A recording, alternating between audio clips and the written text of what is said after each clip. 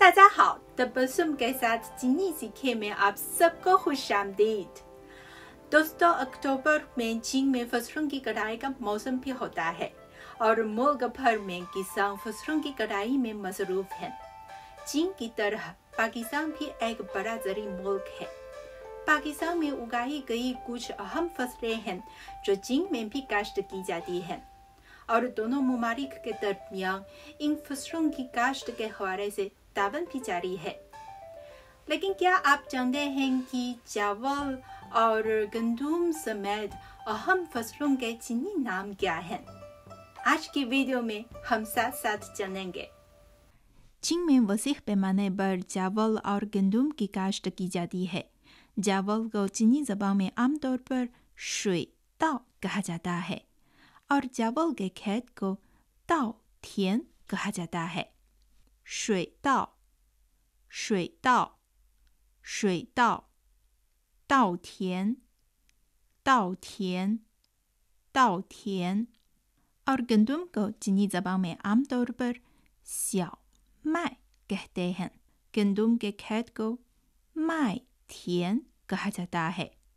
स्याओ माई, स्याओ माई, स्याओ माई, माई थियन, माई थियन, माई थियन।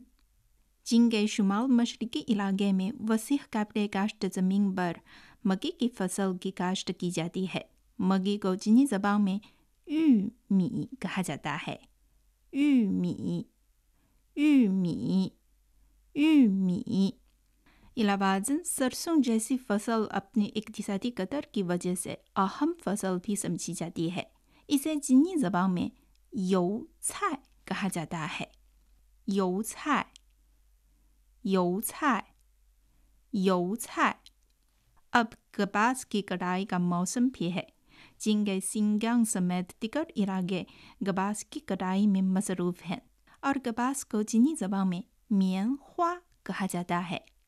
मियान हुआ, मियान हुआ, मियान हुआ। कदीम ज़माने से ही चीन एक ज़री मुल्क रहा है। अब जदीद ज़री टेक्नोलॉजी की मदद से चीन में फसलों की पैदावार में तसलसल के साथ इजाफा हो रहा है।